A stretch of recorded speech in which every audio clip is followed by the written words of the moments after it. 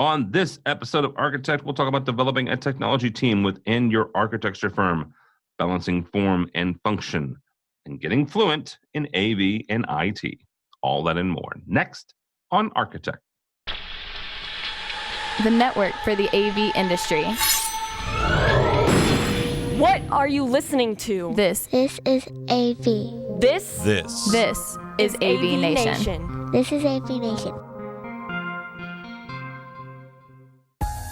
This is Architect, Episode 4, recorded Tuesday, August 13th, 2019. Technology Inside. Support for AVNation is brought to you by Atlas IED, innovative audio solutions for every business environment. This is Architect, the monthly look at the intersection between the architecture industry and the AV and technology industry. My name is Tim Albright. I'm your host. Every once in a while, we'll sit down with somebody specifically and get kind of their story and where they live within the architecture community. And with me to discuss his journey through the AV and architecture world, my buddy, Mr. Brad Colt from HGA. Welcome, sir. Hey there, Tim. It's great to be back. Yeah, thank you. Let's start from the beginning with you. How did you get involved in the AV industry? Sure. So I went to school for electrical engineering, and my senior year, I realized I haven't done any internships yet. I didn't really know what path my life was going to take. And so I ended up joining a mentor program through the University of Minnesota, where I went to school. And you fill out a survey of the things you're interested in. The mentors fill out their survey of the things that they're skilled in. And I filled it out very AV heavy. I thought that it would be great to be able to know more about my home theater. And, at the time, as a young kid, thinking about how fun it would be to build that ultimate bachelor pad that the mood lighting and the music follow me from room to room, right? And at the time it was a pipe dream. Now, pretty easy to do with some of the home automation that we have. But that ended up pairing me up with my mentor, who has been a lifelong resource and I continue to work with. Thank you, Joe Wetternock. And so we really hit it off right away from the time that we'd gotten paired up. And through that relationship, just as I was graduating school, they were in need of growing their staff and put in a good word for me, and that got me into the industry. Wow. But that was great. I hadn't realized that this industry existed. Thinking about electrical engineering and, well, what am I going to do? Program or hardware. I studied a lot of communications and just had a lot of interest in the kind of gadget side of things, and that really opened up a lot of opportunities in my mind for how we could apply a lot of those skills once Joe taught me a lot about what architectural engineering is. So Joe worked there at HGA? We were at a different firm before this, and we both kind of moved over here right around the same time. So you started in the industry in architecture? I was at a MEP firm initially. And so we had a few major clients that we did a lot of work with. At some point I realized, I'm getting very expert in this particular client. I know their systems. I know those people I work with all the time. And I kind of felt the ceiling on my potential for growth and ability to influence some of those things that were peripheral to the AV and the telecom and the security that I was designing. And I went, oh my gosh, I really want to tackle this whole building and be able to bring this stuff together. And so looking for opportunities to work someplace where we had a ability to be able to influence things on that bigger, broader level beyond even just the MEP, and thinking a little more along those lines of IoT back before that had been a phrase.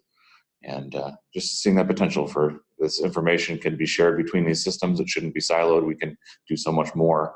And a lot of that really is spawned by my experience in AV and looking at integrating those systems is really native to what that entire position in designing AV systems is, and in just looking at data as data and how do we automate, how do we tie things together, how do you make use of that to create some greater experiences than what they are as the sum of their parts.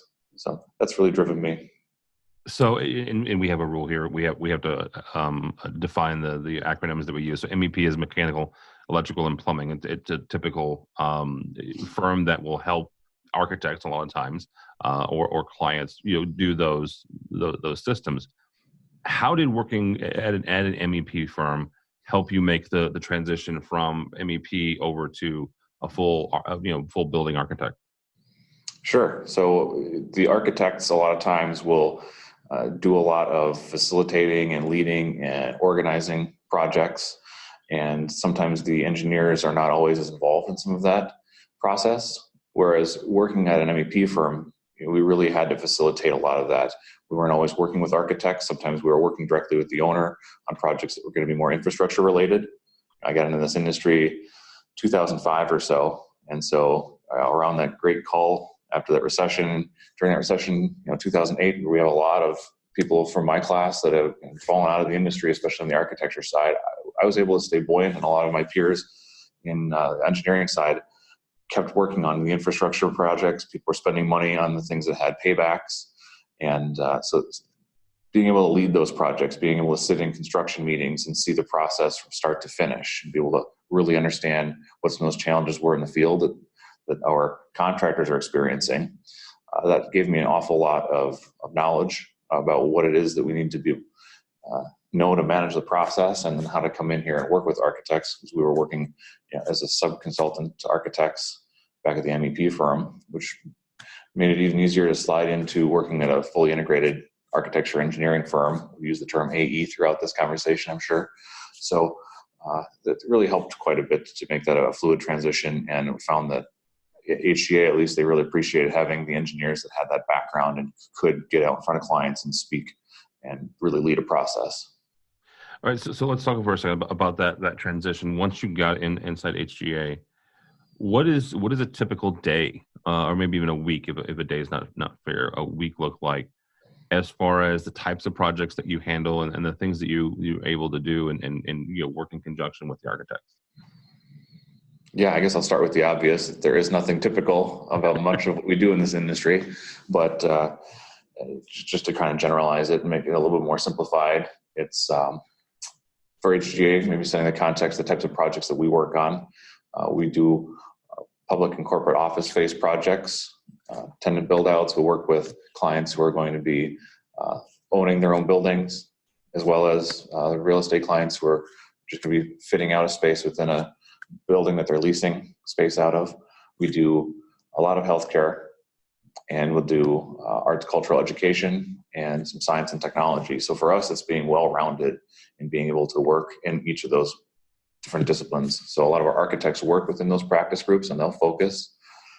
They get assigned to a project, and that core team architects working on that project, they get 40 hours a week. The timesheet's really easy to fill out at the end of the week, and whereas we are working on little bits of a lot of different projects. So me and the team I work with, we're spread across quite a bit of different things. So we're really dynamic and used to having a lot of stuff come flying at us really fast and having to react to those deadlines and any requests that we have to be able to get some documents put together or meet with owners. And it's very dynamic. So we have almost a process that resembles what I expect that a developer team would have. They're talking about being fairly lean and the ability to scale up when we need to. We can crash a project and bring people on. So we're very interactive as our technology team, as a small subset of what the 900-person company has.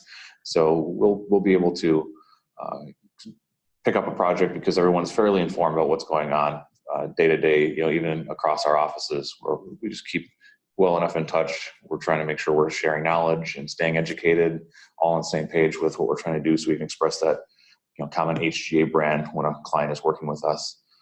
So the day-to-day tends to be, we'll start our week, we'll get in, we have a staffing meeting, or we'll connect with the folks in our other offices that right now is here in our Milwaukee office. We have our technology presence, and we'll serve the rest of the offices for technology. And we all get kind of on the same page, get our marching orders, and know what deadlines we have coming up. Have communicated what sort of workloads we have, so that everybody can help each other out when needed without having surprises and overburdening anybody. And then it tends to be some heads down work mixed with meetings with our own internal teams to make sure that we're collaborating, coordinating, and meeting with the external teams and our architects. And so our external teams will be sometimes other engineering firms. We don't always work with our own folks because clients have preferences that they have. Sometimes we might pair with another firm to be able to win a project. We'll less frequently work with other architects, but that does happen as well. Sometimes, again, we're still working on some of those energy and infrastructure and engineering only projects that we don't necessarily have architecture on. So what I really like about it is a really great variety. And for me, being in the position I am, I really appreciate being able to do some engineering and keeping those technical skills up, and some marketing and some business development, and balancing the technical writing with the creative writing. There's a lot of public relations that go on, internal and external, and I find that to be really invigorating. I don't have to dive into any one of those things at the exclusion of others, really get a good balance out of it. Yeah. There are a couple of here I'm in St. Louis, and there's a number of architects here as well. And I'm going to pick on two specifically. I'm not going to name their names, but one years ago had folks like you, the technologist, internal, right? That they had them. And then they did, at some point in the last 10 years, they decided to outsource that. And then there's another one here in town that still has a technology team. What is the benefits from your standpoint of having those folks who can bring those technical skills to the table internal, as opposed to outsourcing those? Sure. So we really find that it's important to be a fully integrated team. It's something that's built into our DNA. We were founded as an architecture and engineering firm 65 years ago. And so it is just somewhat fundamental to how we do things. But when I came on board initially, we were designing telecom infrastructure. We did some other low voltage things that were kind of stuff you had to have in order to make the building work. So having fire alarm, nurse call for our healthcare, things like that. And we would do a little bit of the systems work, the AV, the security, and it got to be too complicated, too big of a project. They would sub it out. So when I came on board, there was a little bit of initial concern: can we keep somebody employed full time doing these special systems? And it didn't take too long after I started. My plate was totally full. I came on here consulting initially, and my other clients fell by the wayside pretty quickly. HGA became the thing for me, and I got hired on here full time. And so, for us, being able to have just another arrow in our quiver for full service consulting helps us to be able to fulfill that brand message of we can do everything. But it also helps. We have rapport with our architects. We know what our teams are.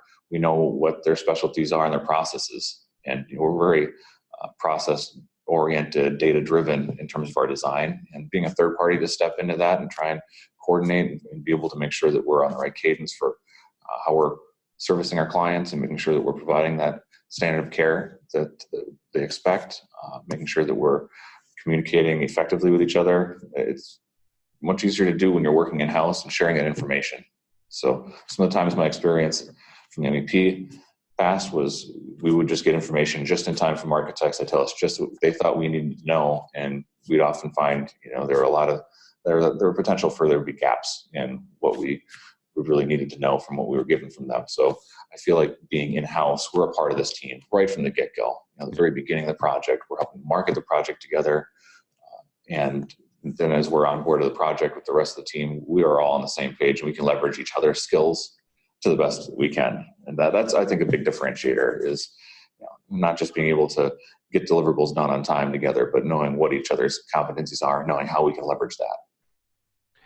One of the complaints, I guess is the best way to put this, that a lot of integrators have is that on architectural driven projects, they feel like a lot of times they get brought in at the last minute. Like you said, the MEPs sometimes do as well.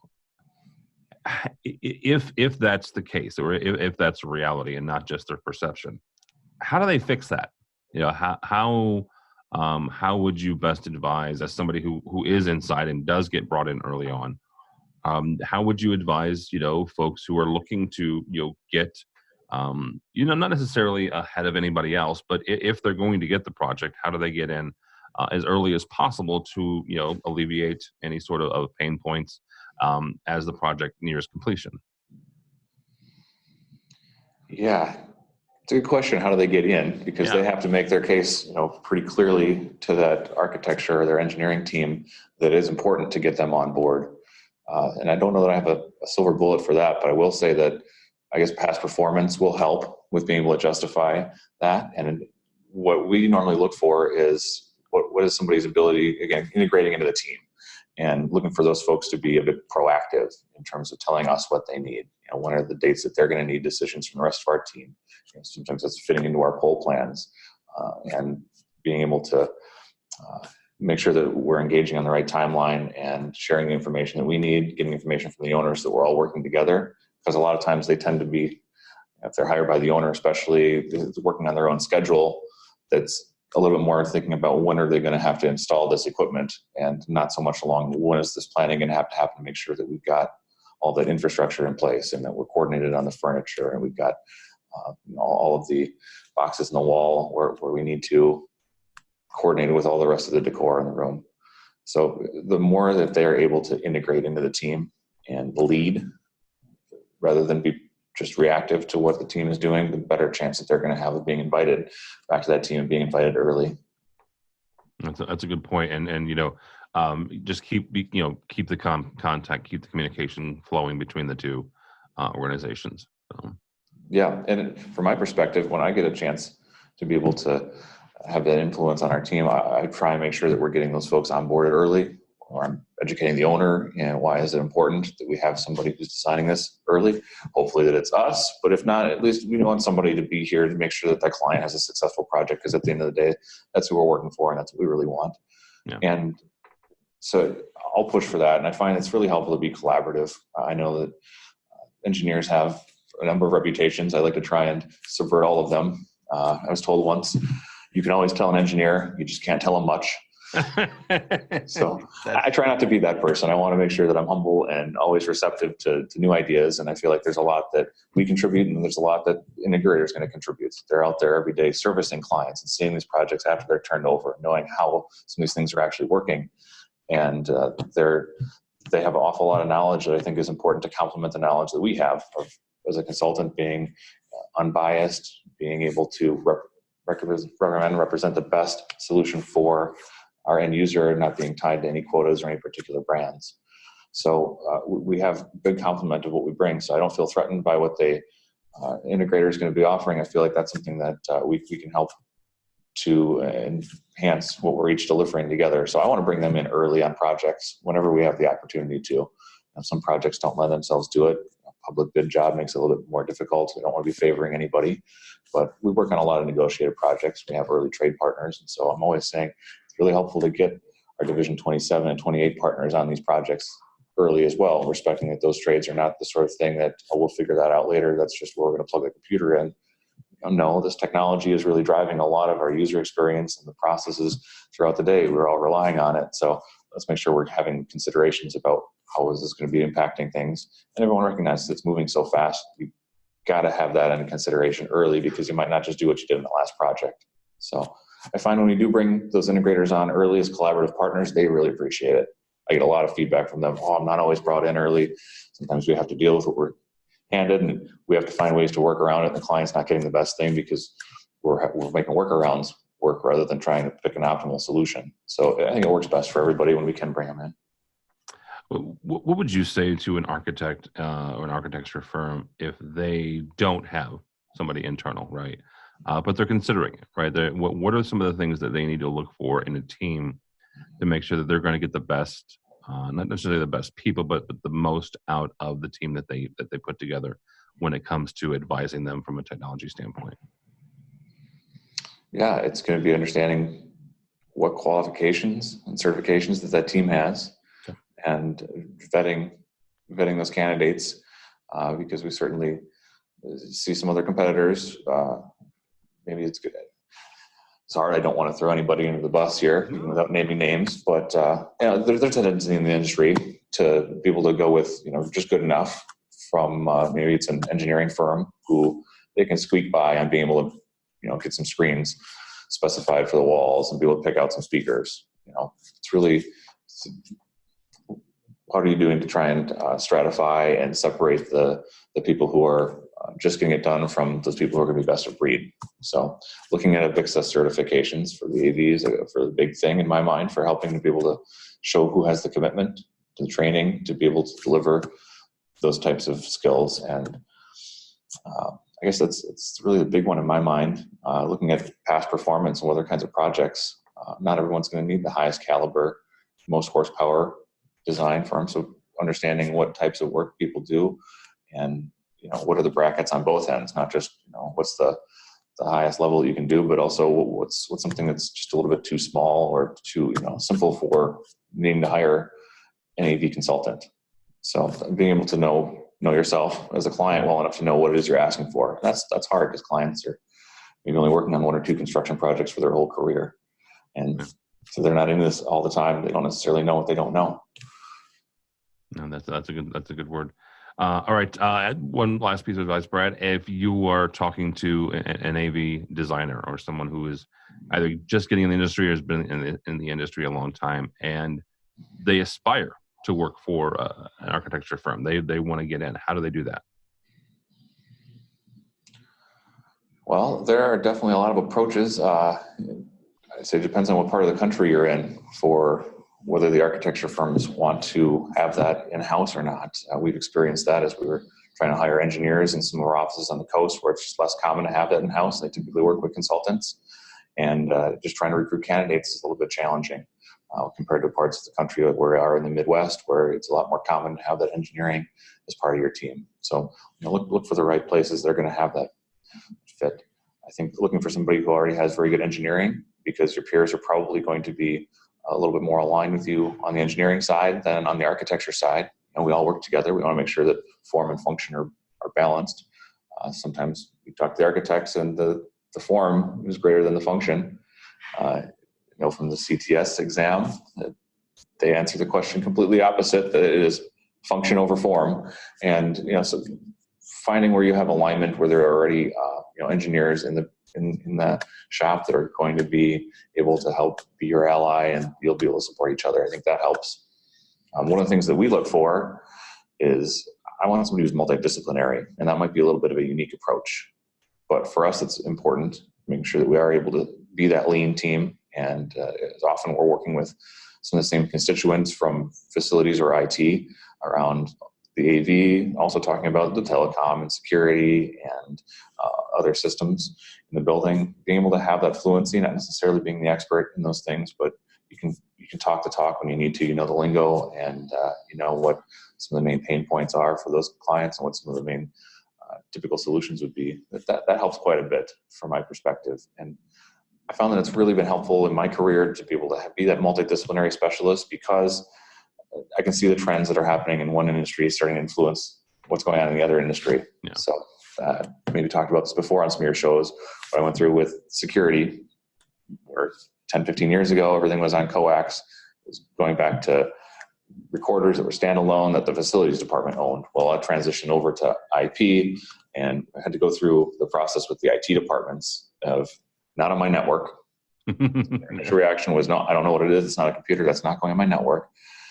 To then starting to get some acceptance and understanding what it is that we're attaching to their network. They can understand how this could help grow their empire.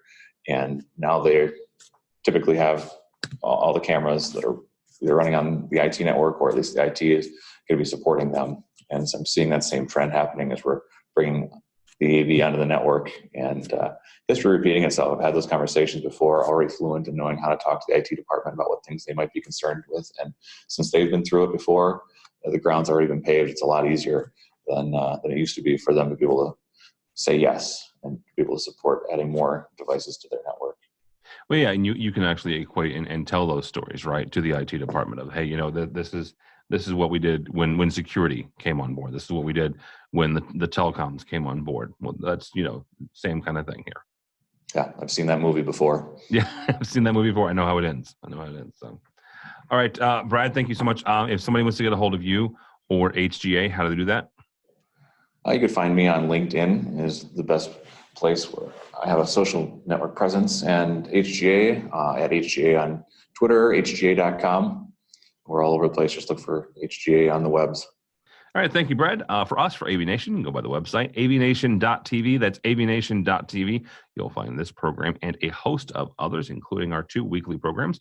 One is called AV Week, looks at the commercial side of the AV industry. And Resi Week looks at the news of the week for the residential side of the AV industry. Also, while you're there, please check out our supporter section. These are the folks who help us financially, help us bring you Architect and AV Week and all the other shows that we have. All that and more at avnation.tv. That's avnation.tv.